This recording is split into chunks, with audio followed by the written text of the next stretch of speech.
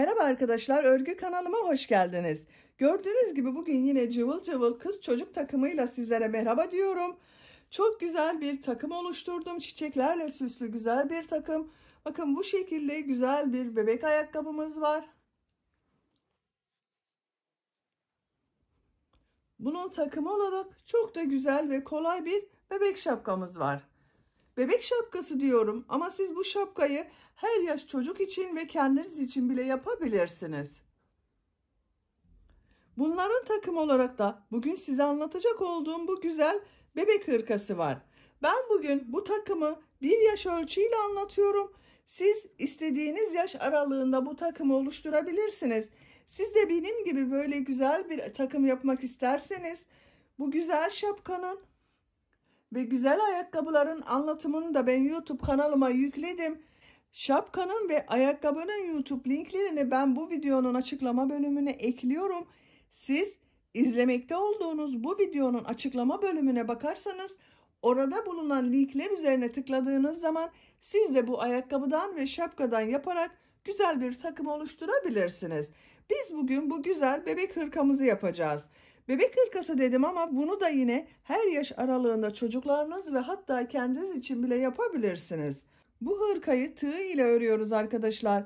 Yakadan zincir yaparak başlıyoruz. Hangi yaş için yapacaksanız boyun çevresine göre ölçerek başlayabilirsiniz.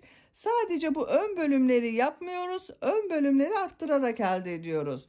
Çiçekler ile de süsledim. Siz isterseniz bu çiçekler yerine karpuz yapabilirsiniz. Çilek yapabilirsiniz, kiraz yapabilirsiniz, istediğiniz gibi süsleyebilirsiniz. Ben rengarenk çiçekler yaptım. Siz tek renk çiçek ile de süslemesini yapabilirsiniz. Arka görüntüsüne bakalım. Arka görüntüsü de bu şekilde. Arka bölümü de ben çiçekli yaptım. Bir yaş için anlatıyorum. Arka bölüme çiçek yerleştirdim. Siz bir yaşından küçük çocuklarınız için yapıyorsanız bu çiçekleri yapmazsanız daha iyi olur arkadaşlar. Bir yaşından küçük çocuklar hep yatar pozisyonda olduğu için rahatsız edecektir. Bu hırkanın örgüsünde iplik olarak Alize Baby Best ipliğini kullandım. Kullanmış olduğum iplik üzerinde 100 gramda 240 metre iplik var. Bu iplikten 2 adet yumaktan bitti. 3. iplikten de çok az kullandım. Siz bu hırkayı 1 yaşından küçük bebekleriniz için yapıyorsanız 2 adet iplik yeterli olacaktır. Ben bu marka ipliği kullandım. Siz istediğiniz marka iplik ve renkleri kullanarak bu güzel hırkayı yapabilirsiniz. Tığ olarak da elimin sıklığına ve ipliğimin kalınlığına uygun olarak 3 milimlik tığ kullandım. Zaten kullanmış olduğunuz iplik üzerinde kaç numara tığ kullanmanız gerektiği tavsiye edilmektedir. Bakın benim kullanmış olduğum bu iplik üzerinde 2 ile 4 milim arası tığlar tavsiye edilmekte. Ben 3 milimlik tığ kullandım. Düğme olarak da 3 adet düğme diktim bakın bu şekilde. Hırkamızı açık olarak da görelim.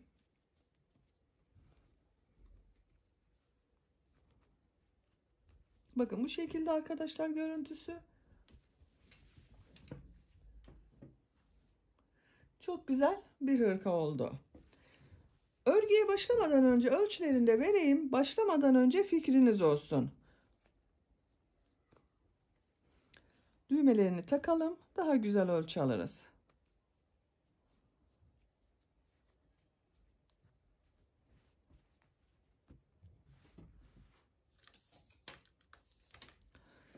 Genişliğini ölçüyorum bakın. Kol altından genişliğini ölçüyorum. 29 santim. Yüksekliğini ölçüyorum. Kol altından yüksekliğini ölçüyorum. 21 santim.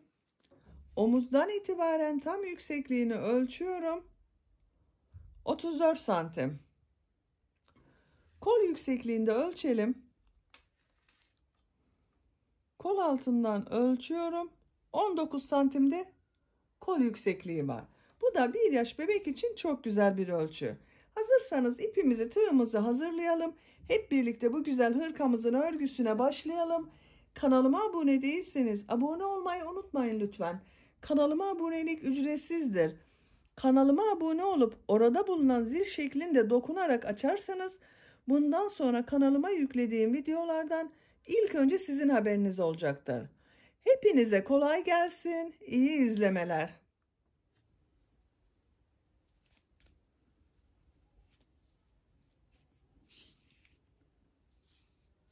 Örgümüze zincir yaparak başlıyoruz.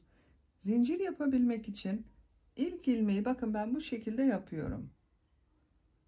Şöyle ipi tuttum, ilmek aldım, çektim. İlk ilmeği yaptım ve zincirlerimi yapmaya başlıyorum.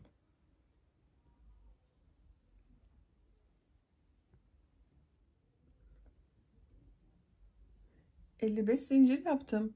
Bakın çok sıkı olmayan zincirler yaptım arkadaşlar. Şimdiki sırada bu zincirler üzerine trabzanlar yapacağız.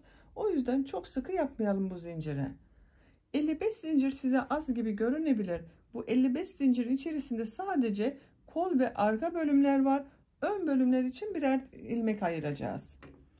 Kaç santim olduğunda ölçelim. Ölçüyorum bakın. 23 santim zincir uzunluğu var. Siz yapacak olduğunuz ölçüye göre bunu daha az veya daha çok sayıda da yapabilirsiniz. Şimdiki sırada trabzanlar yapacağız dedim. Bu sırayı yaparken kol bölümünü, arka bölümü belirleyeceğiz. Ön bölümü de belli edeceğiz. İpliği tığın üzerine alıyorum. 1, 2 ilmek atlıyorum. 3. ilmek içerisine bir trabzan yapıyorum. Bu bir trabzan ön bölümün olacak. Bakın bu 2 ilmek atladığımızda bir trabzan, ön bölüm için burada 2 trabzan yapmış olduk. Bir zincir yapıyorum. İpliği tığın üzerine alıyorum. Bir sonraki ilmeğe kol bölümü için ilk trabzanı yapıyorum. Kol bölümü için de 14 trabzan yapacağız. 1, 2, 3, 4, 5, 6, 7, 8, 9,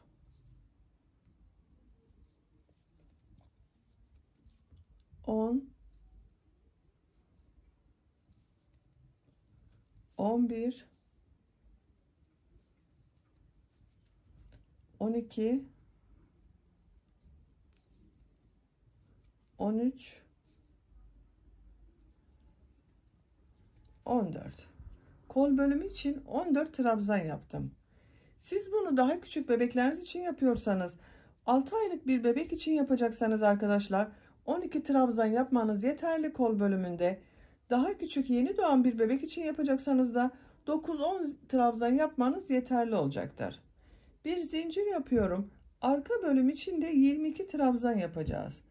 Aynı ilmeğe değil bakın. Takip eden ilk ilmek içerisine arka bölüm için ilk trabzanı yapıyorum.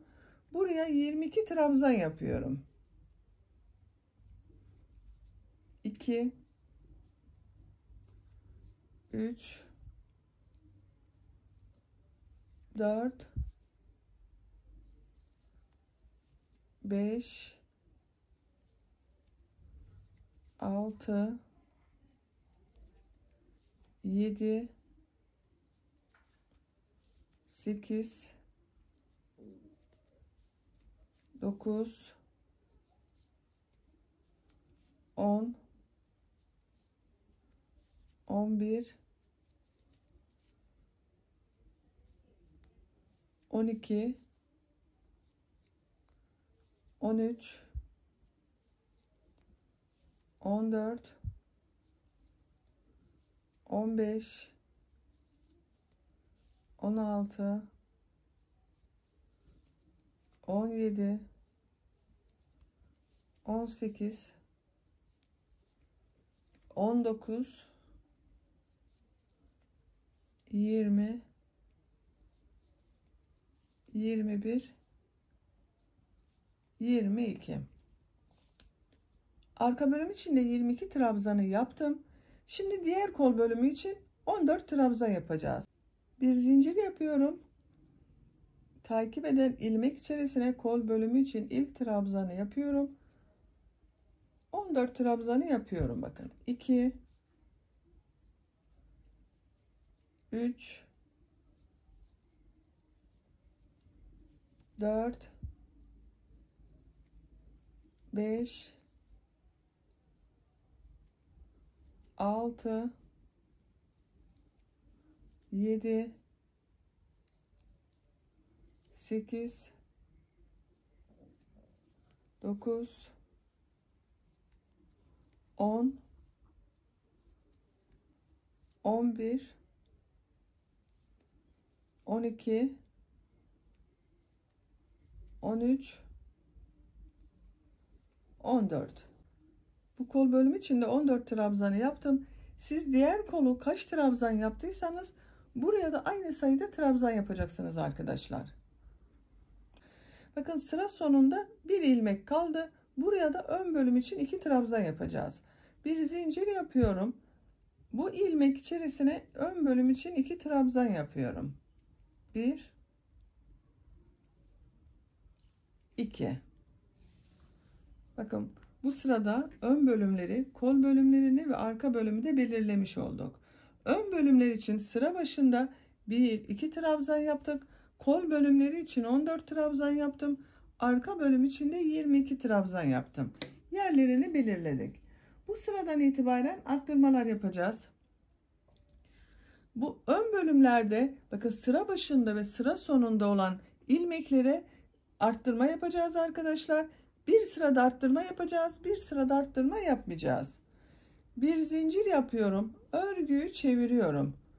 Bu sırada bakın bu ilk ilmek içerisine 2 trabzan yapıyorum. 1, bakın aynı ilmeğe bir trabzan daha yapıyorum. 2 trabzan yaptım, arttırma yaptım. Diğer ilmeğe bir trabzan yapıyorum. Bu arttırma yerlerinde bakın burada ve burada 4 noktada da bir sırada bir trabzan, 2 zincir, bir trabzan yapacağız. Bir sonraki sırada da 2 trabzan, 2 zincir, 2 trabzan yapacağız. Bu sırada sıra başında arttırma yaptım. Buraya bir trabzan, 2 zincir, bir trabzan yapıyorum. 1 2 zincir yapıyorum. Aynı yere bir trabzan daha yapıyorum.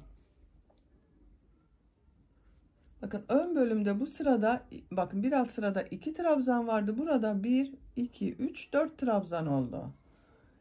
Diğer ilmekleri trabzan yaparak devam ediyorum. Her ilmeğe birer defa trabzan yapıyorum. Buraya kadar devam edelim. Kol bölümünde bulunan ilmekler üzerine birer defa trabzan yaptım. Kol ile arka bölümü ayıran bakın bu arttırma yerine de bir trabzan, 2 zincir, bir trabzan yapıyorum. Bir trabzanı yaptım. 2 zincir yapıyorum. Aynı yere bir trabzan daha yapıyorum. Arka bölümde bulunan ilmeklere trabzan yaparak devam ediyorum.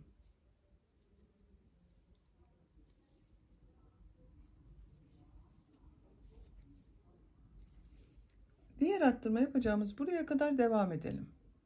Arka bölümde bulunan ilmekler üzerine de trabzanları yaparak bakın tamamladım.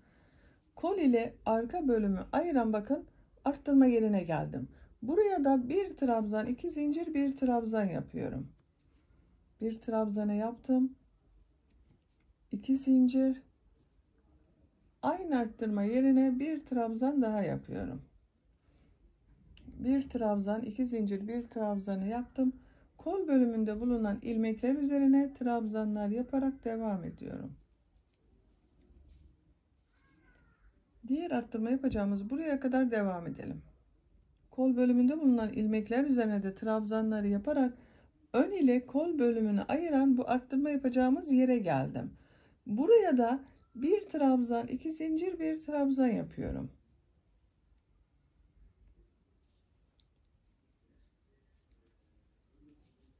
bir trabzan, 2 zincir, bir trabzanı yaptım. Burada 2 ilmek var bakın. Bunların üzerine de trabzan yapıyorum.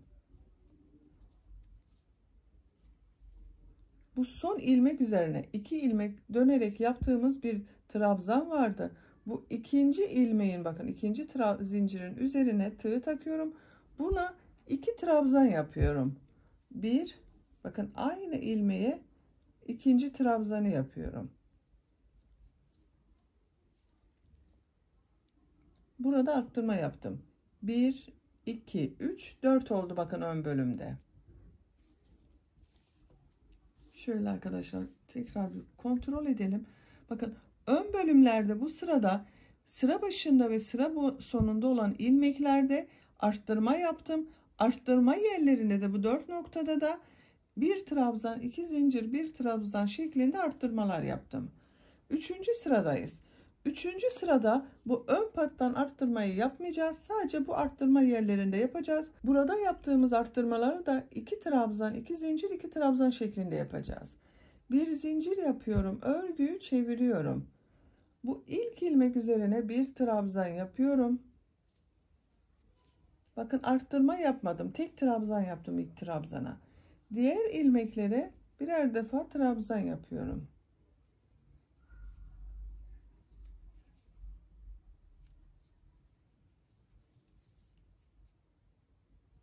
Arttırma yerine geldik. Buraya bu sırada 2 trabzan, 2 zincir, 2 trabzan yapıyorum.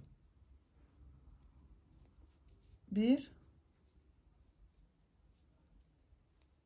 2, 2 zincir yapıyorum. Aynı arttırma yerine kol bölümü içinde 2 trabzan yapıyorum. 1, 2. Bakın. Ön bölümde bulunan trabzanları sayalım. 1, 2, 3, 4, 5, 6 trabzan oldu bakın. Her sırada 2 2 artacak arkadaşlar ön bölümün sayısı. İpliği tığın üzerine alıyorum. Diğer ilmekleri de trabzan yaparak devam ediyorum. Her ilmeğe birer defa trabzan yapıyorum. Arttırma yapacağımız buraya kadar devam edelim. Kolda bulunan ilmekler üzerine birer defa trabzan yaptım. Kol ile arka bölümü ayıran arttırma yapacağımız yere geldim. Bu arttırma yerinde de bu sırada 2 trabzan, 2 zincir, 2 trabzan yapıyorum. 1, 2, 2 zincir yapıyorum. Aynı arttırma yerine de arka bölüm için 2 trabzan yapıyorum. 1, 2. Arka bölümde bulunan ilmekler üzerine birer defa trabzan yaparak devam ediyorum.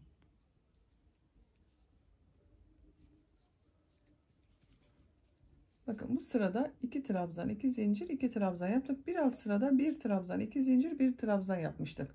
Bir sonraki sırada da 1 trabzan, 2 zincir, 1 trabzan yapacağız.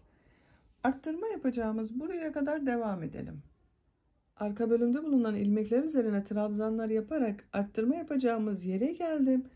Bu 2 zincirin içerisine arka bölüm için 2 trabzan yapıyorum. 1, 2. 2 zincir yapıyorum. Aynı zincir içerisine bakın. Kol bölümü için 2 trabzan yapıyorum. 1, 2. Diğer ilmekleri de birer defa trabzan yaparak devam ediyorum.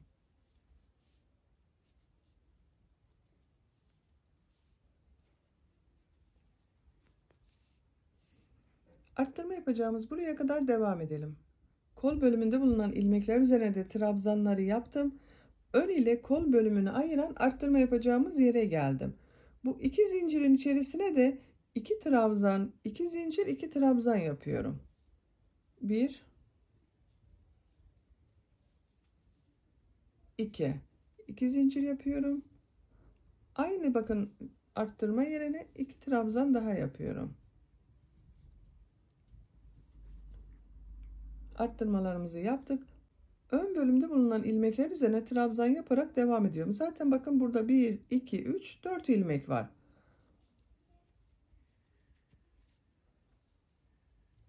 Bu sırada ön bölümde bu ön patlardan arttırma yapmıyoruz.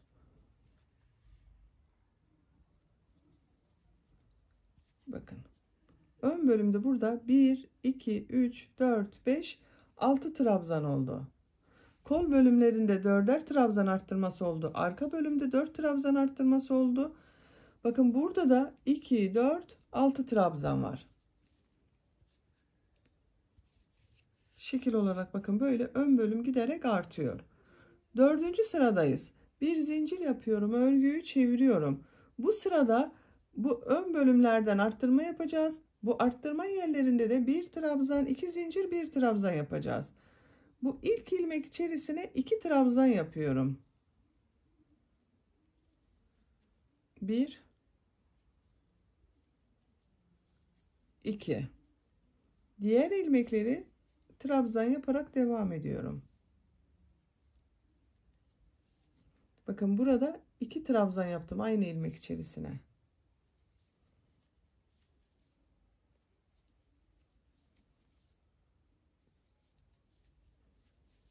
Arttırma yapacağımız bu 2 zincirin içerisine bir trabzan, 2 zincir, bir trabzan yapıyorum.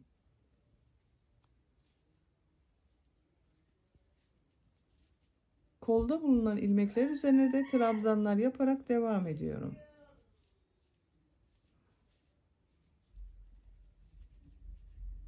Arttırma yapacağımız buraya kadar devam edelim. Arttırma yapacağımız yere kadar olan trabzanları ben tamamladım. Bu arttırma yerine de bir trabzan, 2 zincir, bir trabzan yapıyorum.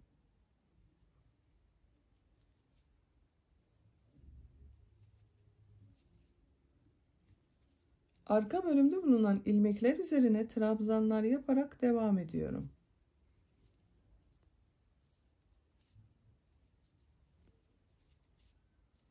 Arttırma yapacağımız buraya kadar devam edelim.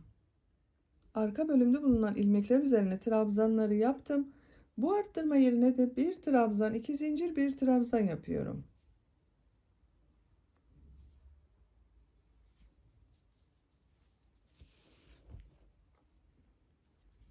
Bir trabzan, 2 zincir, bir trabzanı yaptım. Kol bölümünde bulunan ilmekler üzerine trabzanlar yaparak devam ediyorum. Arttırma yapacağımız buraya kadar devam edelim. Arttırma yapacağımız yere kadar olan trabzanları ben tamamladım. Bu arttırma yerine de bir trabzan, 2 zincir, bir trabzan yapıyorum.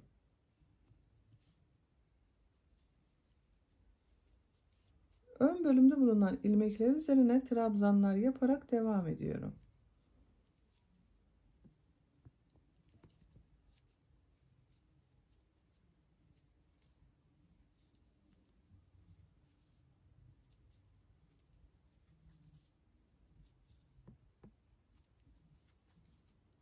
Bakın son ilmek içerisine 2 trabzan yapıyorum. Bu sırada ön patta arttırma yapıyoruz. Onun için 2 trabzan yaptım. Burada olan trabzan sayısını sayalım. 1, 2, 3, 4, 5, 6, 7, 8 oldu. Ön bölümde 8 trabzan oldu bu sırada bakın. Şöyle şeklini görelim arkadaşlar. Bakın ön bölümün trabzanları artıyor. 5. sıradayız. Bir zincir yapıyorum. Örgüyü çeviriyorum. Bu sırada bu ön patta arttırma yapmayacağız. Bu arttırma yerlerinde de 2 trabzan, 2 zincir, 2 trabzan yapacağız. İlk ilmek üzerine bir trabzan yapıyorum. Diğer ilmekleri de trabzan yaparak devam ediyorum.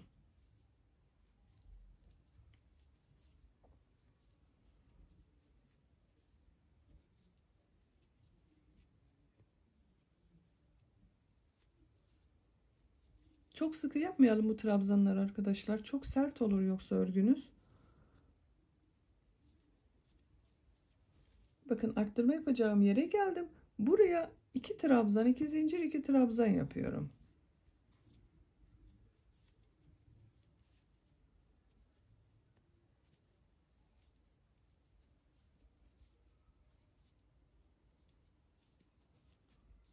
Kol bölümünde bulunan ilmekler üzerine de birer defa trabzan yaparak devam ediyorum.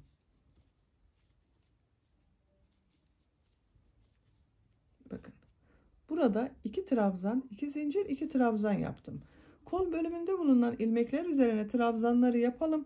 Bu arttırma yerine 2 trabzan, 2 zincir, 2 trabzan yapalım. Arka bölümde bulunan ilmekler üzerine trabzan yaparak devam edelim. Burada da 2 trabzan, 2 zincir, 2 trabzan yapalım. Kol bölümünde bulunan ilmekleri birer defa trabzan yapalım. Bu arttırma yerine de 2 trabzan, 2 zincir, 2 trabzan yapalım. Sıra sonuna kadar devam edelim. Bu sırada arttırma yerlerinde 2 trabzan, 2 zincir, 2 trabzanları yaptım. Diğer ilmeklere birer defa trabzan yaparak sıra sonuna kadar tamamladım. Sıra sonunda da bir trabzan yaptım. Bakın, arttırma yapmıyoruz. Bu sırada arttırma yapmıyoruz. Bir sonraki sırada bu ön patta arttırma yapacağız arkadaşlar. Şöyle şeklini görelim. Bakın. Şekil olarak böyle görünüyor. 6. sıradayız. 6. sırada bu ön patlardan arttırma yapacağız. Sıra başında ve sıra sonunda birer trabzan arttırması yapacağız. Bu arttırma yerlerinde de bir trabzan, 2 zincir, bir trabzan yapacağız. Bir zincir yapıyorum, örgüyü çeviriyorum. Bu ilk ilmek üzerine 2 trabzan yapıyorum. 1 2. Bakın, arttırma trabzanı yaptım, bir tane. Diğer ilmeklere birer defa trabzan yapıyorum.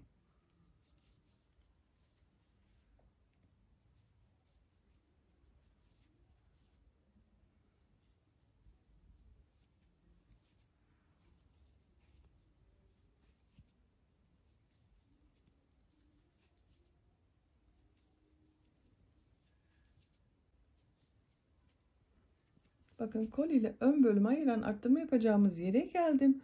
Buraya bu sırada bir trabzan, 2 zincir, bir trabzan yapıyorum.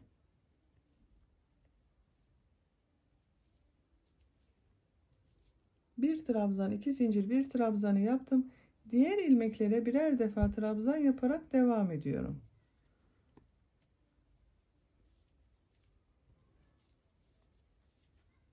Bu şekilde. Bu sırayı böyle devam edeceğiz arkadaşlar. Bu ilmeklere birer defa trabzan yapacağız.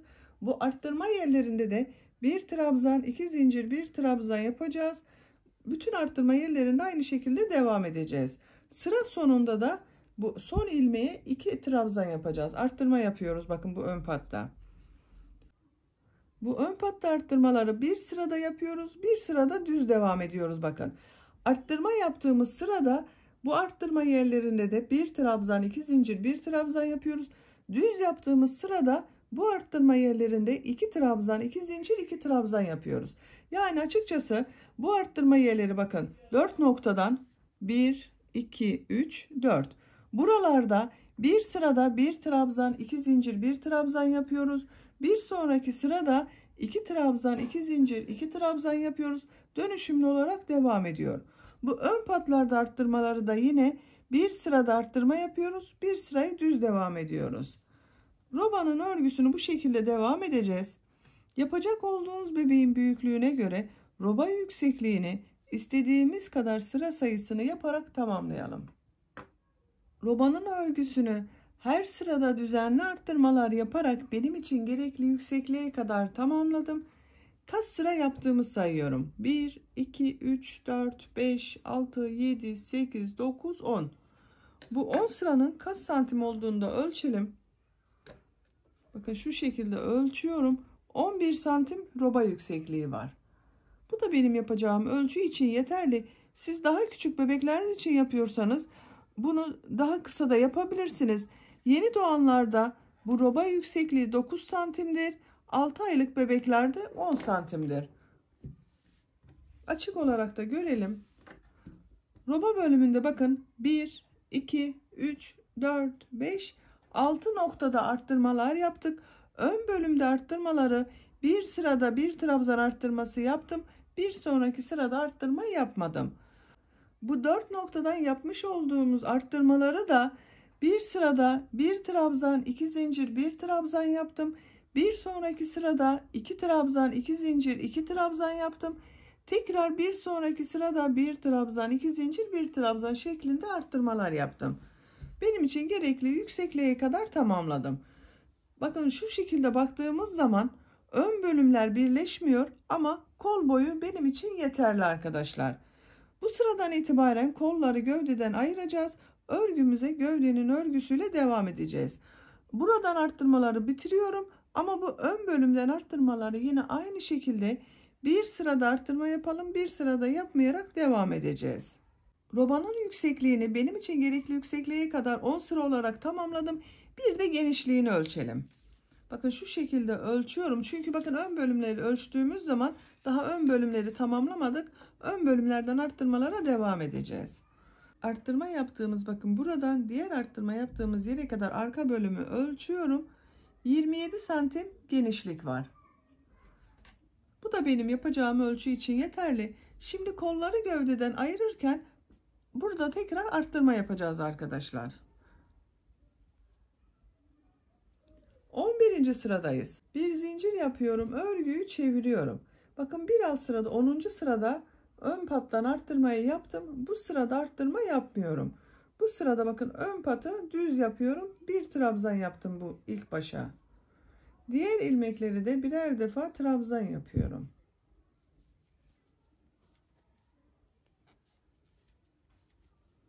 Arttırma yapacağımız buraya kadar devam edelim. Ön bölümde bulunan ilmekler üzerine trabzanlar yaparak arttırma yapacağımız buraya geldim. Bu arttırma yerine ön bölüm için 2 trabzan yapıyorum.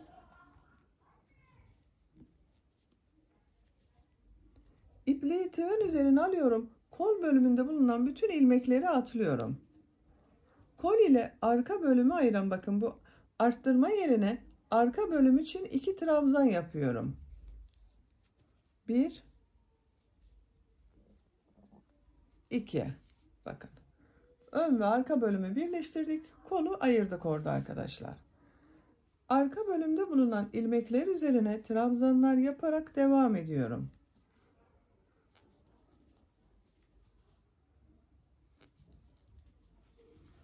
Diğer kol altını yapmak için buraya kadar devam edelim. Arka bölümde bulunan ilmekler üzerine de trabzanları yaparak bakın arttırma yaptığımız yere geldim. Arka bölüm için buraya 2 trabzan yapıyorum.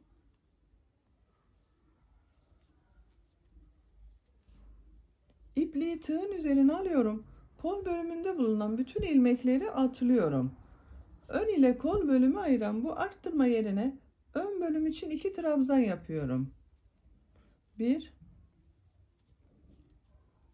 2 bakın. Diğer kolu da burada ayırdık. Ön ve arka bölümü birleştirdik. Ön bölümde bulunan ilmekler üzerine birer defa trabzan yaparak devam ediyorum. Sıra sonuna kadar devam edelim. Ön bölümde bulunan ilmekler üzerine de trabzanlar yaparak sıra sonuna kadar tamamladım. En son ilmeği de bir trabzan yaptım. Bakın bu sırada arttırma yapmıyorum. Şeklini görelim arkadaşlar. Bakın bu sırada kolları gövdeden ayırdık. Artık örgümüz bu gövdenin örgüsüyle devam edecek. Bu şekilde.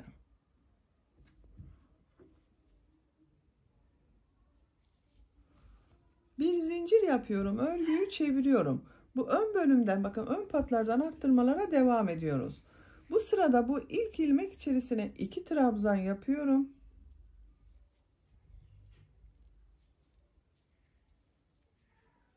Diğer ilmeklere birer defa trabzan yapıyorum. Bu sırada bakın arttırma yaptık burada arkadaşlar. Her ilmeği birer defa trabzan yaparak bu kol altını yaptığımız yere kadar devam edelim. Ön bölümde bulunan ilmekler üzerine trabzanlar yaparak kol altını yaptığımız yere geldim. Ön bölümde bulunan bakın son ilmeği de trabzan yaptım. Kol altında biraz arttırma yapmak istiyorum. Onun için bu son ilmeğe ve arka bölümün ilk ilmeğine 2 trabzan yapıyorum. Aynı ilmek içerisine bir trabzan daha yapıyorum. Bakın burada arttırma trabzanı oldu. Arka bölümde bulunan bu ilk ilmek üzerine de 2 trabzan yapıyorum. 1 2 burada bakın 2 trabzan arttırması yaptım.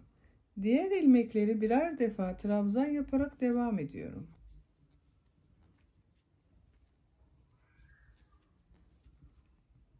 Diğer kol altını yapacağımız buraya kadar devam edelim.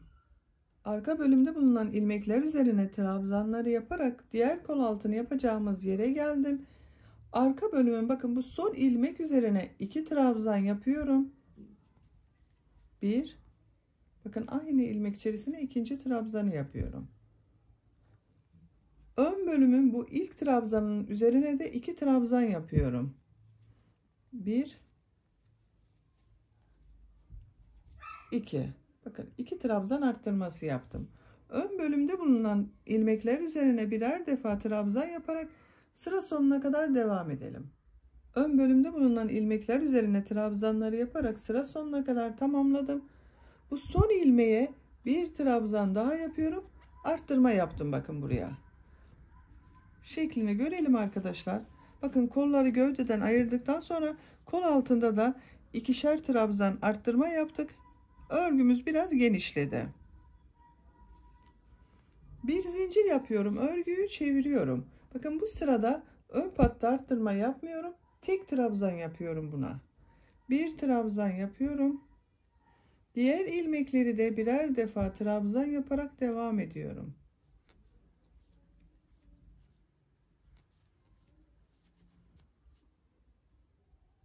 Sıra sonuna kadar her ilmeğe birer defa trabzan yapıyoruz. Kol altında da arttırma yapmayacağız. Kol altına kadar trabzanları yaparak devam edelim. Orayı birlikte görelim arkadaşlar. Her ilmeğe birer defa trabzan yaparak kol altına kadar bakın geldim. Burada hiçbir arttırma yapmıyorum. Her ilmeğe birer defa trabzan yapıyorum bakın.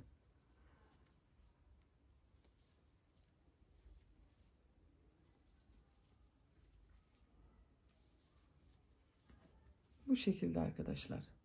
Bakın arttırma yapmadım. Gövdenin örgüsü böyle devam edecek. Bu ön bölümlerden arttırmalara daha devam edeceğiz arkadaşlar.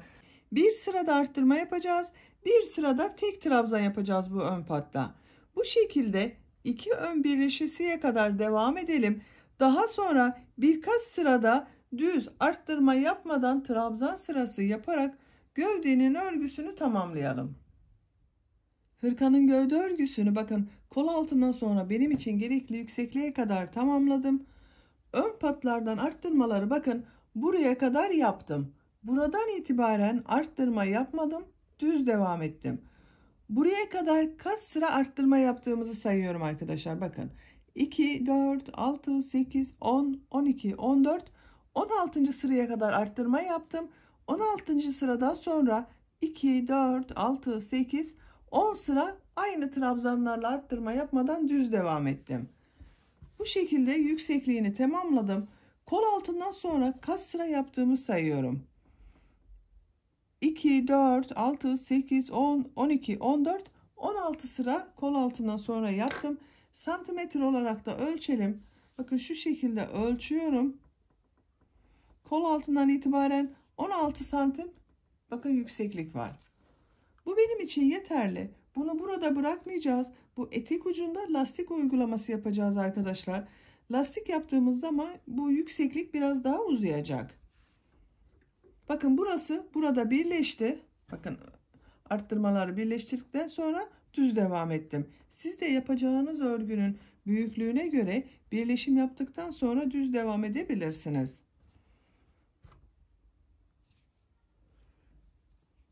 Lastik örgüsü yapacağız. Bakın örgünün düz tarafındayım. 1, 2 zincir yapıyorum. İpliği tığın üzerine alıyorum. Bu trabzanı boşluktan alıyorum. Trabzan yapıyorum. Tekrar ipliği tığın üzerine alıyorum. İkinci trabzanı da boşluktan alıyorum. Trabzan yapıyorum. Bakın boşluklardan alarak trabzan yaptım. Tekrar ipliği tığın üzerine alıyorum. Bu üçüncü olanı ters taraftan boşluktan alıyorum. Trabzan yapıyorum. Lastik örgüsünü düz taraftan olanları 2 defa boşluktan alıp trabzan yapacağız. Ters taraftan bir trabzanı boşluktan alarak trabzan yapacağız. Tekrar ipliği tığın üzerine alıyorum. 2 trabzanı boşluktan alarak trabzan yapıyorum.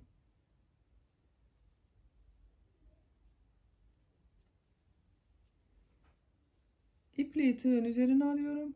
Diğerini ters taraftan bakın bir tane boşluktan alarak trabzan yapıyorum. Ters taraftan bir tane boşluktan alarak trabzan yapıyoruz. Düz taraftan 2 trabzanı boşluktan alarak trabzan yapıyorum.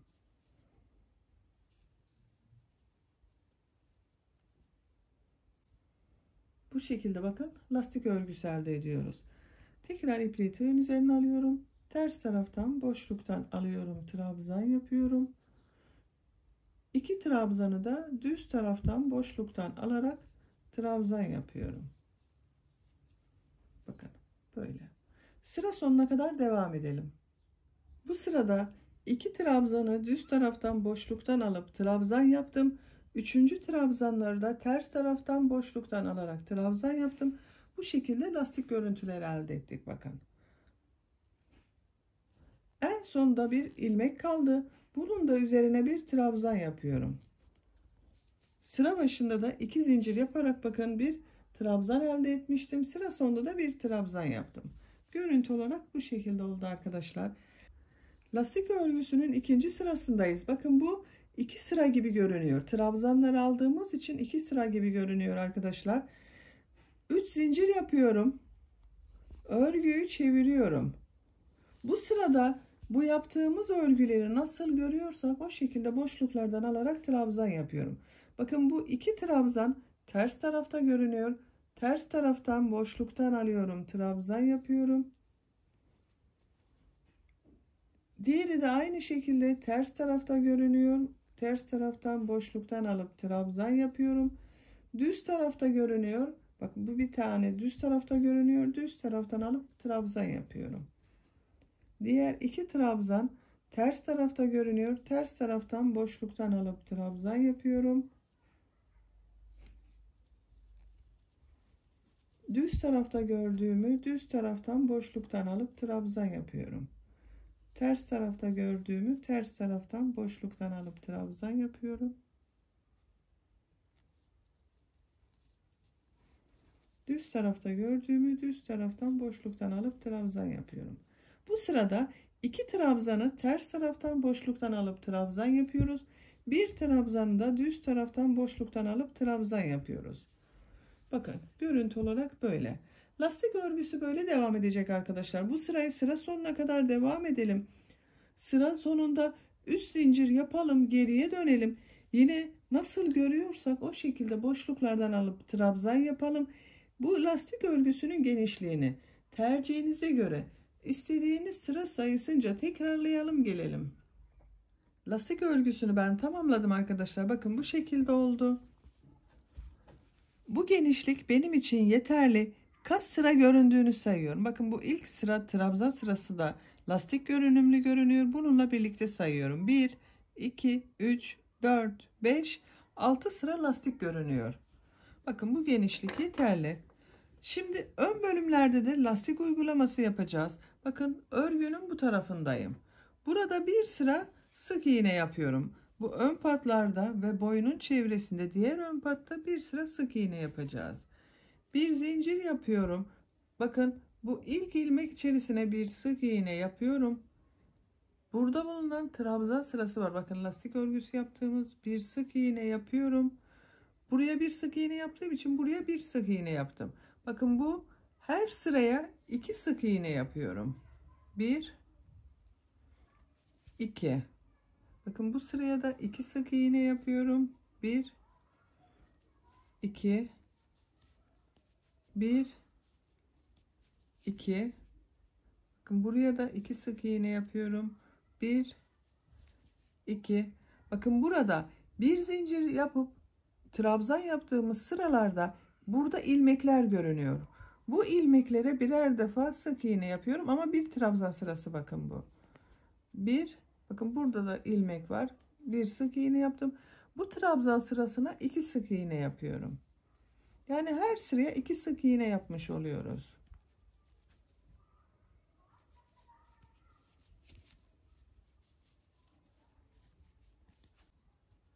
Bakın bu şekilde sık iğneler yapıyoruz. Sık iğneler yaparak diğer uç noktasına kadar devam edelim. Bir sıra sık iğne yaparak bakın tamamladım. ön patlarda ve boyunun çevresinde sık iğneleri yaptım. Her sıraya 2 sık iğne gelecek şekilde yaptım arkadaşlar. Lastik örgüsü yapmak için şimdiki sırada trabzan sırası yapacağız. Bakın son trabzan sırasına da 2 sık iğne yaptım. Bir zincir yapıyorum, örgüyü çeviriyorum. Bu ilk ilmek içerisine bir trabzan yapıyorum. Diğer ilmekler içerisine de birer defa trabzan yaparak devam ediyorum.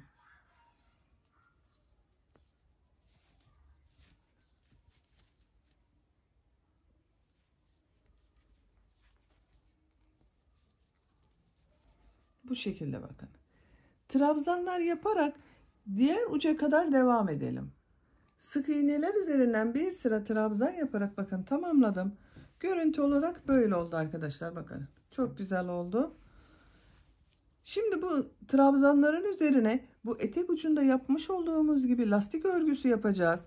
2 düz bir tersten boşluklardan alıp trabzan yapacağız. Bu sırayı yaparken düğmeler için bakın buraya da düğme delikleri oluşturacağız. Ben 3 düğme deliğinin yerini bakın hazırladım. Nasıl yaptığımı size anlatıyorum. Bu yakanın birleştiği yere birisini de yapıyorum. Bakın buraya bir işaret taktım. 3 tane ayarlıyorum. İşaretler arasında kaçar ilmek ayarladığımı sayıyorum. Bakın sıra başından buradan 2, 4, 6, 8, 9, 10'uncuya işaret taktım.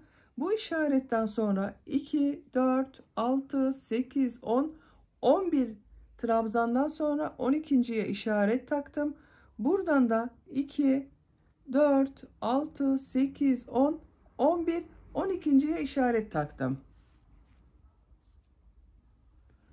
Şimdi lastik örgüsü yapacağız. Bir zincir yapıyorum, örgüyü çeviriyorum. Bu ilk ilmek üzerine bir trabzan yapıyorum. Bu 2 trabzanı boşluktan alarak trabzan yapıyorum. Bakın düz taraftan 2 trabzanı boşluktan alarak trabzan yaptım. Diğerini ters taraftan boşluktan alıyorum, trabzan yapıyorum. 2 trabzanı boşluktan alıyorum, trabzan yapıyorum.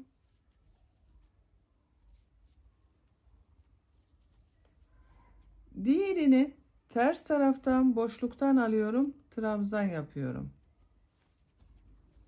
2 trabzanı düz taraftan boşluktan alıyorum, trabzan yapıyorum. 1 2. Bakın düğme deliği için işaret yaptığım yere geldim.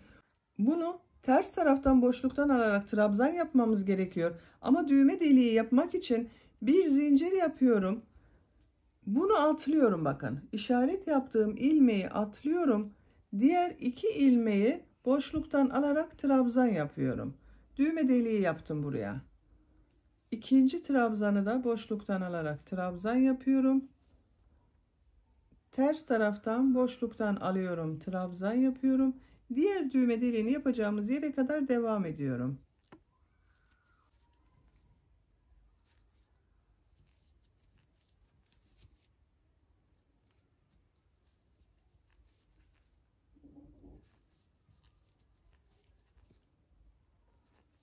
Bakın diğer işaret yaptığım yere geldim. Burada da tek oldu bakın. Bir zincir yapıyorum. Bu işaret yaptığım trabzanı atlıyorum. Bunu tersten yapmam gerekiyor. Bunu atlıyorum. 2 trabzanı düz taraftan boşluktan alarak trabzan yapıyorum.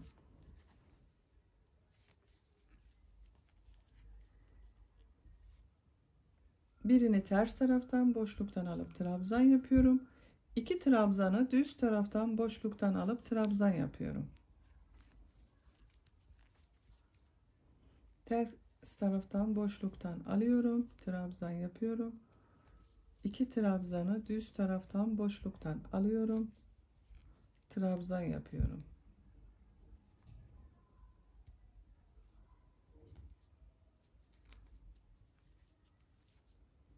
İki trabzanı ters taraftan boşluktan alıyorum, trabzan yapıyorum. Bakın 3. düğme deliğini yapacağımız yere geldim. Bir zincir yapıyorum. Bu trabzanı atlıyorum. Diğer 2 trabzanı boşluktan alarak trabzan yapıyorum. Düz taraftan bakın.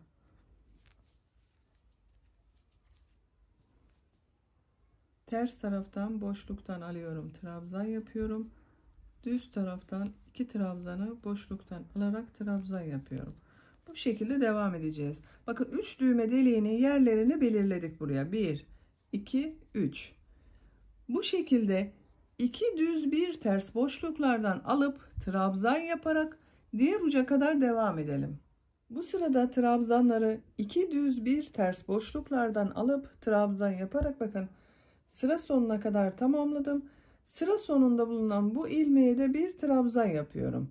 Sıra başında da bir trabzan yapmıştık. Sıra sonunda da bir trabzan oldu. Bakın arkadaşlar, bu şekilde oldu. Görüntüsünü görelim. Bakın çok güzel oluyor. Şimdi tekrar lastik örgüsü yapacağız. Bu sırada lastik örgülerini nasıl görüyorsan o şekilde boşluklardan alıp trabzan yapacağız. Bir zincir yapıyorum, örgüyü çeviriyorum. İlk ilmek üzerine bir trabzan yapıyorum. Diğer trabzanları da nasıl görüyorsam o şekilde boşluklardan alarak trabzan yapıyorum. 2 trabzan ters tarafta görünüyor. Ters taraftan boşluktan alıp trabzan yapıyorum. Bir trabzan düz tarafta görünüyor. Düz taraftan boşluktan alıp trabzan yapıyorum. İkisi ters tarafta görünüyor. Ters taraftan boşluktan alıp trabzan yapıyorum.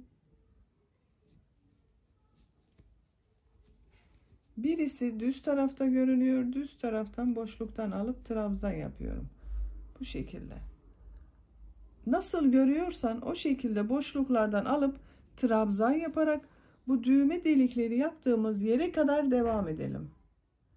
Bu sırada trabzanları nasıl görüyorsam o şekilde boşluklardan alıp trabzan yaparak bakın düğme deliği yaptığımız yere kadar geldim. Burada düğme deliği yapmak için bakın bir zincir yaptığım bir yer vardı. 2 tane trabzanı ters taraftan boşluktan aldım yaptım. Bakın burada bunun bir zincirin üzerine bir trabzan yapıyorum. İpliği tığın üzerine alıyorum. Diğerlerini nasıl görüyorsam o şekilde boşluklardan alarak trabzan yapıyorum. Bakın düğme deliği burada daha belirgin oldu. Düğme deliği yapmak için bir zincir yaptığımız yerlere bir trabzan yapıyoruz.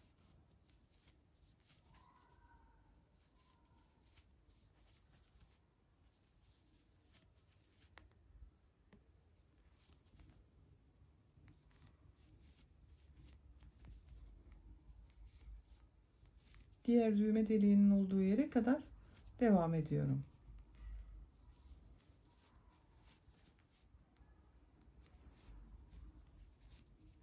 Bakın diğer düğme deliği için yapmış olduğum bir zincirli boşluğa geldim. Buraya bir trabzan yapıyorum. Diğerlerini nasıl görüyorsam o şekilde boşluktan alarak trabzan yapıyorum.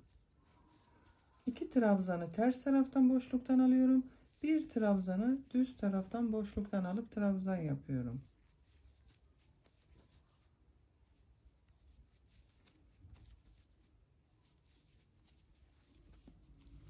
Bu şekilde devam edelim. Bu bir zincirli boşluğa da bir trabzan yapacağız bakın.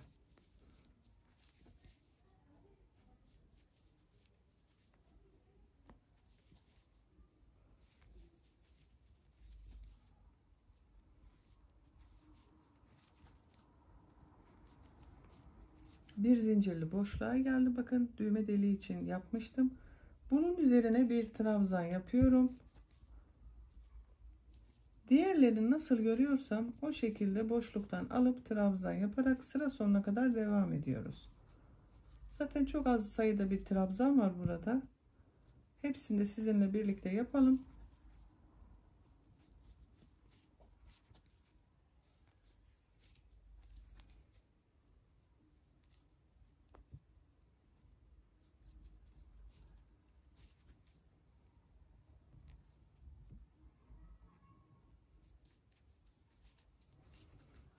Son trabzanın üzerine de bir trabzan yapıyorum. kontrol edelim arkadaşlar. Bakın yaka lastiklerini de yaptık. Şu şekilde buralara düğmesini dikeceğiz. Güzel olacak. Böylece yaka örgülerini de tamamlamış olduk. İpliği burada kesiyorum. Tamamlamış olduk. Şimdi kol örgülerinde yapalım. Kol örgüsü için kol altından başlıyorum. Bakın burada bulunan ilmekten ipliğin ucunu bağlıyorum. Bir defa düğüm atalım, daha sağlam olsun. Şuradan bir ilmek oluşturdum. İpliği tığın üzerine alıyorum. Bu kol için ayırmış olduğumuz trabzanlar üzerine trabzan yapacağız. Burada bulunan bakın bu arttırma yaptığımız yer vardı. Kol için buraya bir trabzan yapıyorum. Siz isterseniz daha geniş olsun, kol dar olsun istemiyorsanız 2 trabzan da yapabilirsiniz. Ben bir trabzan yapıyorum arkadaşlar. Diğer ilmeklere birer defa trabzan yapıyorum bakın.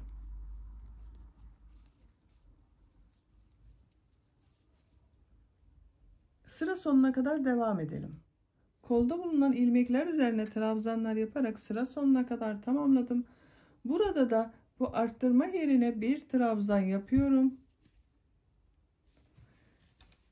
Burada oluşturmuş olduğum ilmek vardı bakın. İlk kola başladığımda ona tığ takıyorum. İlmek kaydırması yaparak burayı birleştiriyorum. Bu şekilde oldu arkadaşlar. 2 zincir yapıyorum. Bakın bu şekilde devam etmiyorum. Yuvarlak oldu burası ama böyle devam etmiyorum. Öyle devam etmek isteyenler edebilir ama o zaman gövde ile kol örgüsü arasında görüntü farklılığı olur. Örgüyü çeviriyorum bakın. Örgünün ters tarafından yapıyorum. İlk trabzan üzerine trabzan yapıyorum. Diğer ilmekleri de trabzan yaparak devam ediyorum.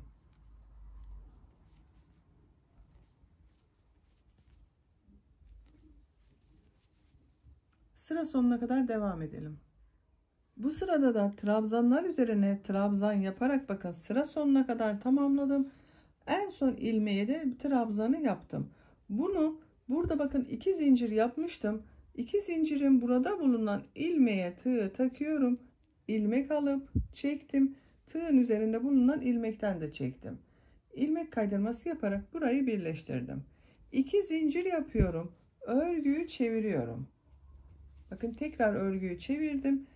Her ilmeğe birer defa trabzan yaparak devam ediyorum.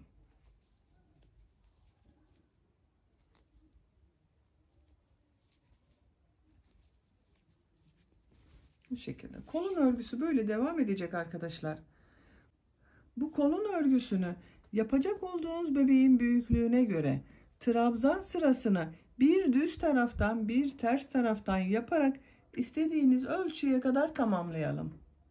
Sizinle başladığım kol örgüsünü ben benim için gerekli yüksekliğe kadar tamamladım. Bakın kaç sıra yaptığımı sayıyorum. 2, 4, 6, 8, 10, 12, 14, 16 sıra yaptım. 16. sırada lastik yaptıktan sonra bakın lastik görünümü elde ettim arkadaşlar. 16 sıra trabzan yaptım. 16. sıradan sonra lastik örgüsüne başladım. Bakın buradan sayalım daha güzel anlaşılır. 2, 4, 6, 8, 10, 12, 14, 16. 17. sırada lastik örgüsüne başlıyorum. Bu etek ucunda yaptığımız lastiğin aynısını yapacağız. 2 düz bir ters boşluklardan alarak trabzan yapacağız. 2 zincir yapıyorum. İlk 2 trabzanı düz taraftan boşluktan alıyorum. Trabzan yapıyorum. Bu bir sırada benim 44 trabzan var arkadaşlar. Kol örgüsünde bir sıra üzerinde 44 trabzan var. İkinci trabzanı da boşluktan alıyorum. Trabzan yapıyorum. Üçüncü trabzanı ters taraftan boşluktan alıyorum. Trabzan yapıyorum. 2 trabzanı düz taraftan boşluktan alıyorum. Trabzan yapıyorum. 2 düz bir ters boşluklardan alarak trabzan yapıyorum. ters taraftan bakın boşluktan aldım, trabzan yaptım. 2 trabzan da düz taraftan boşluktan alarak trabzan yapıyorum. Bu şekilde bakın lastik örgüsünü yapıyoruz. Sıra sonuna kadar devam edelim. Bu sırada bakın kol örgüsünde trabzanları 2 düz 1 ters, 2 düz 1 ters boşluklardan alıp trabzan yaparak sıra sonuna kadar tamamladım. Sıra sonunda 2 trabzanı düz taraftan boşluktan alarak trabzan yaptım. Bu sıra başında 2 zincir yaptığımızda ters tarafta trabzan oluyor bakın. Burada bulunan bu ilmeğe tığ takıyorum. İlmek kaydırması yaparak birleştiriyorum. Bakın o da ters tarafta görünen trabzan oldu, 2 zincir. Bakalım arkadaşlar. Bakın bu şekilde oldu lastik örgüsü. Bu sırada lastik örgülerini nasıl görüyorsan o şekilde boşluklardan alarak trabzan yapacağız. Yuvarlak olduğu için örgüyü çevirmeye gerek yok. Etek ucunda çeviriyorduk. Burada çevirmeye gerek yok arkadaşlar. 2 zincir yapıyorum. İlk 2 trabzanı düz görüyorum. Düz taraftan boşluktan alıp trabzan yapıyorum. İkinci trabzanı da düz taraftan boşluktan alıp trabzan yapıyorum. Bir trabzanı da ters tarafta görünüyor. Ters taraftan boşluktan alıp trabzan yapıyorum.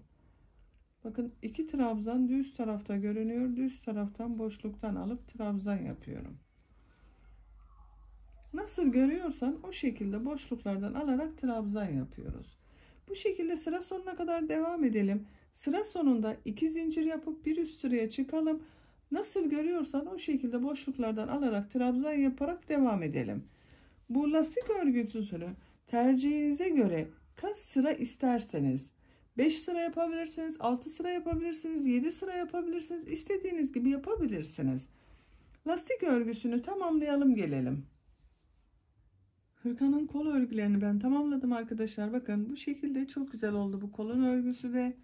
Böylece hırkamızın örgüsünü de bitirmiş olduk. Düğmelerini de diktiğimiz zaman artık hırkamız kullanılmaya hazır. Bakın arka görüntüsü de böyle. Çok şık ve çok kolay modelli bir hırkayı sizinle birlikte yaptık. Hırkamız dediğim gibi bu şekilde kullanıma hazır. Ama ben bugün bunu süslemek istiyorum. Kız bebek için yapıyorum. Süslü bir hırka yapmak istiyorum. Bu şekilde papatyalar yapıyorum bakın arkadaşlar. Rengarenk yaptım ben bugün bu papatyaları. Böyle bunları bu hırkanın üzerine dikeceğiz. Siz de benim gibi bu şekilde papatyalı yapmak isterseniz bu papatyaları sizinle birlikte yaparız. Bakın şu şekilde rengarenk hazırladım ben. Siz isterseniz bu hırkaya dikecek olduğunuz çiçekleri eğer çiçek dikmek isterseniz tek renkte yapabilirsiniz. 2 veya 3 renkte yapabilirsiniz. Benim gibi rengarenkte yapabilirsiniz. Veya çilek yapabilirsiniz. Çilek apliği, kiraz apliği yapabilirsiniz. Karpuz apliği yapabilirsiniz. İstediğiniz gibi süsleyebilirsiniz. Biz bugün bu çiçeklerden yapalım. Üzerine dikelim. Çiçeğin örgüsüne sihirli halka yaparak başlıyoruz. Sihirli halka içerisine trabzan ve zincirlerden oluşan 6 yuva yapıyoruz. Daha sonra bu modelli olan yaprak bölümlerini yapıyoruz. Puf puf olan yaprakları yapıyoruz. Sihirli halka yapıyorum. Bakın bilmeyen arkadaşlar için gösteriyorum. Yavaş yapıyorum. Şu şekilde parmağımın üzerine bir defa doladım. Parmağımın üzerinde oluşan halkaya tığ takıyorum. İlmek alıp çektim. Yavaşça çıkarıyorum. Burada bakın bir halka oluşturduk. Bir zincir yaptım, sağlamlaştırdım. 1 2 3 zincir yapıyorum. İpliği tığın üzerine alıyorum. Bu halka içerisine 6 trabzan yapacağız. Bu 3 zincir yaptığımda bir trabzan. Ondan başka 5 trabzan yapıyoruz. 1 2 zincir yapıyorum. Aynı halkanın içerisine trabzan yapıyorum. İkinci trabzan, 2 zincir yapıyorum. Halkanın içerisine 3. trabzanı yapıyorum.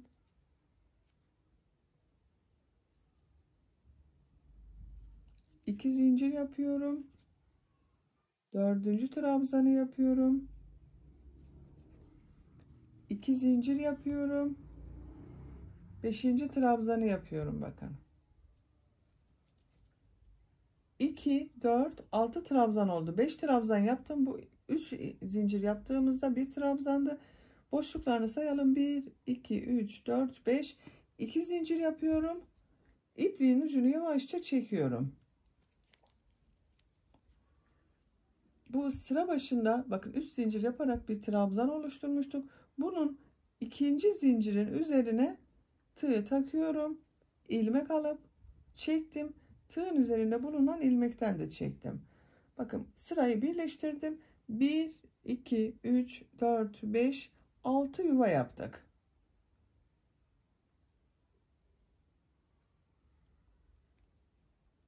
Üç zincir yapıyorum. İpliği tığın üzerine alıyorum. Burada bulunan bakın 2 zincirli boşluk var. Bunun içerisine 8 trabzan yapacağız ama trabzan olarak çıkarmayacağız. Bir defa çıkaracağız. İkincileri tığın üzerinde toplayacağız. İlmeği alıyorum, uzatıyorum bakın arkadaşlar. 3 zincirin uzunluğu kadar trabzan uzunluğu yapıyorum bakın. Tekrar ipliği tığın üzerine alıyorum. İlmek alıp çektim. Tığın üzerinde 4 ilmek var. İlmek alıyorum. 2 ilmekten çekiyorum. Bakın diğerini çekmiyorum, bekletiyorum. Tekrar tığın üzerine ilmek doluyorum. Aynı 2 zincirli boşluktan ilmek alıyorum. Bakın tığın üzerinde 5 ilmek var. İlmek alıyorum. 2 ilmekten çekiyorum. Tığın üzerinde 4 ilmek oldu. İlmek alıp boşluktan aldım. İlmek alıyorum. Tığın üzerinde 6 ilmek var. İkisinden çekiyorum. Şu anda 5 ilmek oldu bakın. İlmek alıyorum. Çektim. Tığın üzerinde 6 ilmek, bakın 2, 4, 6, 7 ilmek var. İkisinden çekiyorum. 2, 4, 6 ilmek kaldı. İlmek alıyorum. Çektim. 2 ilmekten çıkarıyorum. Diğerinden çıkarmıyorum. 2, 4, 6, 7 ilmek oldu. Tekrar ilmek alıyorum. Boşluktan aldım. İlmeği alıyorum. 2 ilmekten çekiyorum. Bakın 1, 2. Diğerlerinden çıkarmıyorum. 2, 4, 6, 8 ilmek var. Tekrar ilmek alıyorum.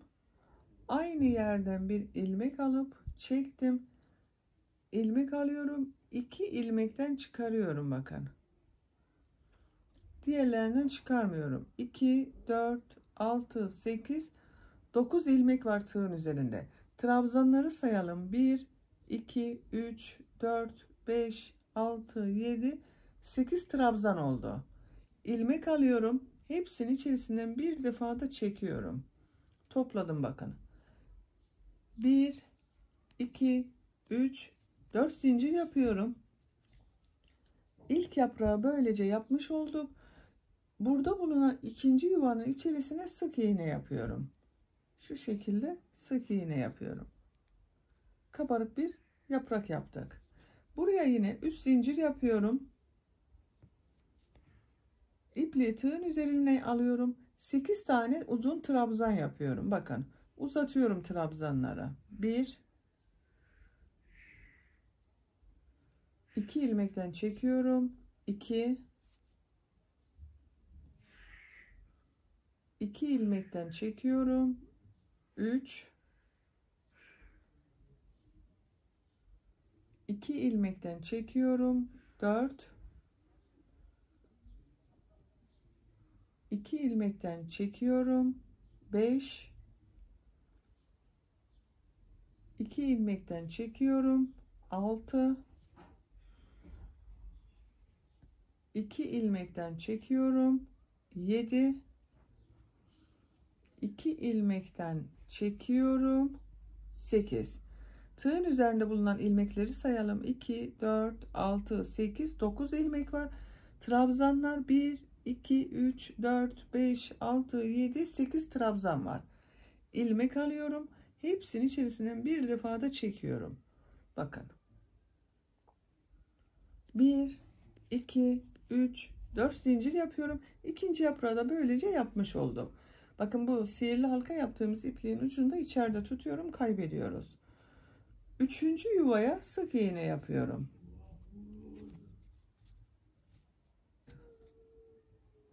Bunun içerisine de bunlarda yaptığımız gibi 8 trabzan yapacağız. 3 zincir yapıyorum. İpliği tığın üzerine alıyorum. 8 trabzan yapıyorum. 1 2 3 4 5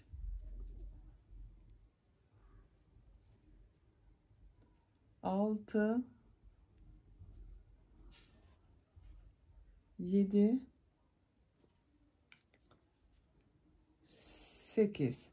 8 trabzan yaptığım tığın üzerinde 2 4 6 8 9 ilmek oluştu. Hepsini bir defada çekiyorum. 4 zincir yapıyorum. Dördüncü yuvaya sık iğne yapıyorum. 3 zincir yapıyorum. İpliği tığın üzerine alıyorum. 8 trabzanı tığın üzerine topluyorum bakın. 1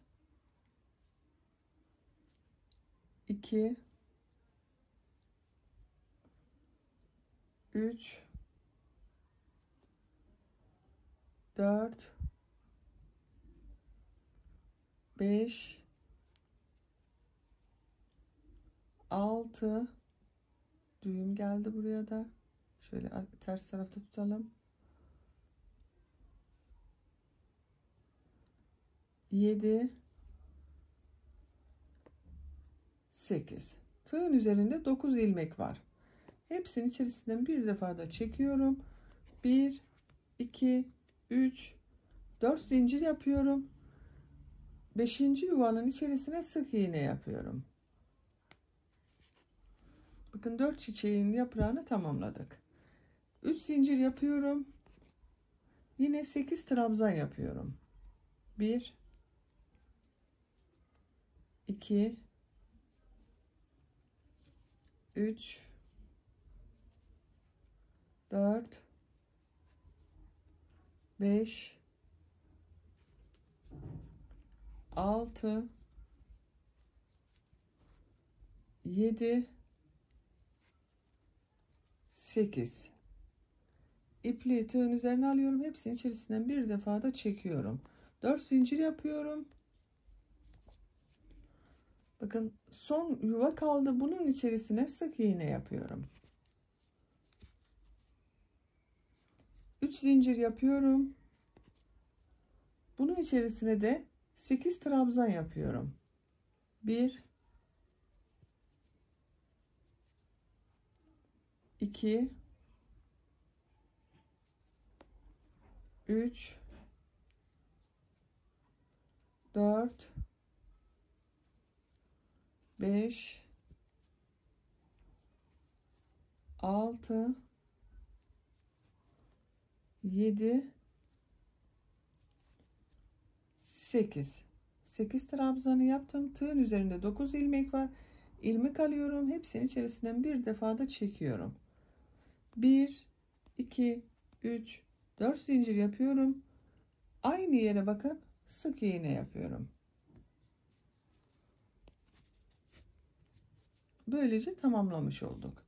Bir zincir yapıyorum. İpliği burada kesiyorum. Biraz uzun bırakıyorum. Bu çiçeği bir yere dikeceğiz. Onun için dikeceğimiz kadar iplik bırakıyorum. İlmeğin içerisinden çektim. Bakın. Beyaz papatya çiçeğimizi hazırlamış olduk. Şimdi bu ortasını yapalım. Buraya sarı renk ile yapıyoruz demiştim. Sihirli halka içerisine yine bu 8 trabzandan yapacağız arkadaşlar. Bunu yapabilmek için. Şu şekilde sihirli halka yapıyorum. İlk ilmeği aldım. Çektiğim parmağımdan çıkarıyorum. Bir zincir yapıp sağlamlaştırdım.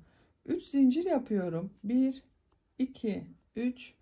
Bu sihirli halka içerisine yapraklarda yaptığım gibi 8 trabzanı tığın üzerinde topluyorum. 1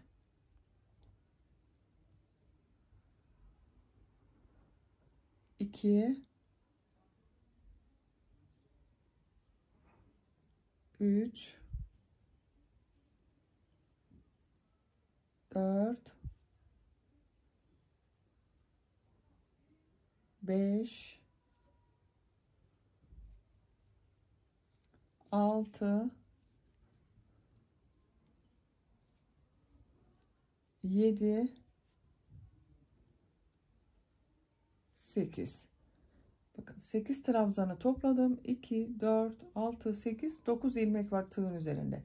İlmek alıyorum. Hepsinin içerisinden bir defa da çekiyorum. Bir zincir yapıyorum. İpliği burada kesiyorum. Şu şekilde ipliği bakın kısa kestim. Çektim. Burada bulunan ipliğin ucunu da çekiyorum. Şu şekilde bir tomurcuk oluşturduk. Bu tomurcuğu bunun ortasından bağlayacağız arkadaşlar. Bakın herhangi bir şu trabzan aralığına tığ takıyorum. İpliğin bir ucunu içeriye çekiyorum ters tarafa. Zaten burada bakın 2, 4, 6 boşluk var. 2 boşluğu atlıyorum, tam karşısına gelen bakın 3. olana tığ takıyorum. İpliğin diğer ucunu da ters tarafa çekiyorum. Şu şekilde elimize de düzeltelim, düzgün olsun. Örgünün ters tarafından bunu bağlıyorum. Birkaç defa bağlayalım, daha sağlam olsun arkadaşlar. Düğüm atıyorum bakın bu şekilde.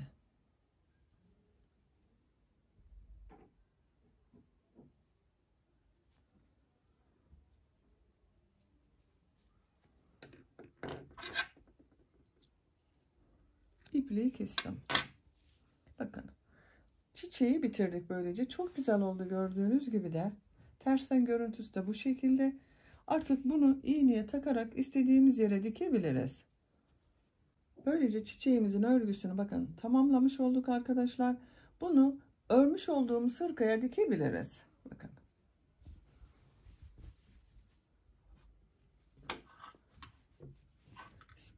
Siz bunu sade renk olarak da hazırlayabilirsiniz. Tek renk yapabilirsiniz. Papatya tarlası gibi olur. Bakın o da çok güzel olur arkadaşlar. Tek renk olarak yapabilirsiniz. Benim yaptığım gibi rengarenk yapabilirsiniz böyle.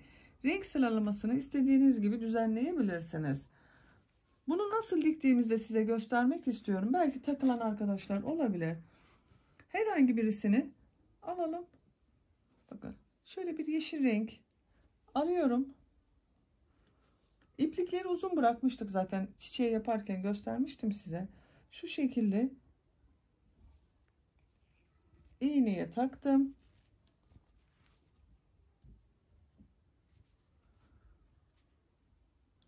Nereye dikeceğime bakıyorum. Birisini buraya yapmak istiyorum. Şu şekilde tutuyorum. İğnenin ucunu taktım. Çekiyorum. Şu şekilde taktım. İlmeklerden geçirerek diğer bakın burayı dikeceğim yere kaydırıyorum iğnenin ucunu. Çektim. Burada bulunan sık iğne yapmıştım. Buna takıyorum. Burada sabitliyorum. Yine aynı şekilde 3. olana bakın. İlmekler arasından geçiriyorum. Sık iğnenin olduğu ilmeğe taktım. Çekiyorum. Bakın ters taraftan da görünmüyor. Ona dikkat edelim. Bu şekilde istediğiniz gibi yerleştirmesini yaparak bütün çiçekleri dikelim. Hırkanın çiçeklerini ben tamamen diktim. Bakın ön bölümlere yerleştirmesini bu şekilde yaptım. Kol bölümlerine de 2'şer adet çiçek yaptım. Arka bölümü de ben çiçekli yaptım. Bu hırkayı 1 yaşından küçük bebekler için yapıyorsanız, bu arka bölümleri çiçek yapmazsanız daha iyi olur arkadaşlar. Bebekler sürekli yattığı için rahatsız edecektir. Düğmelerini de diktim bakın. Bu şekilde. Çok güzel oldu.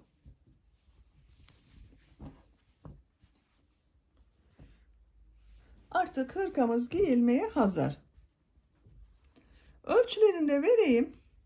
Yaptığımız hırkanın ölçüsünü görelim.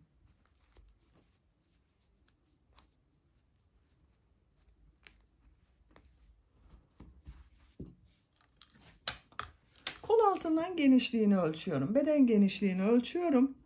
Bakın bir uçtan diğer uca kadar ölçtüğüm zaman 29 santim beden genişliği var. Yüksekliğini ölçüyorum. Omuzdan itibaren tam yüksekliğini ölçüyorum. 34 santim.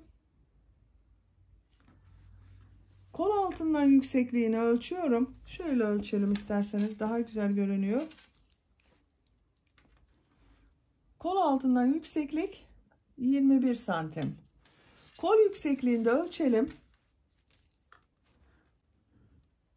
Ölçtüğüm zaman 19 santim kol yüksekliği var. Bu da 1 yaş bebek için çok güzel bir ölçü. Böylece örgü anlatımımızın da sonuna gelmiş olduk. Beni dinlediğiniz ve izlediğiniz için hepinize çok teşekkür ederim. Kanalıma abone değilseniz abone olmayı unutmayın lütfen. Kanalıma abonelik ücretsizdir. Kanalıma abone olup orada bulunan zil şeklini de açarsanız bundan sonra kanalıma yükleyeceğim videolardan ilk önce sizin haberiniz olacaktır. Örgü ailemizin daha da büyüyebilmesi için beğeni ve yorumlarınızı da yaparsanız çok sevinirim arkadaşlar. Sizlerle yeniden yeni örgülerde görüşmek dileğiyle. Hoşça kalın, sevgiyle kalın.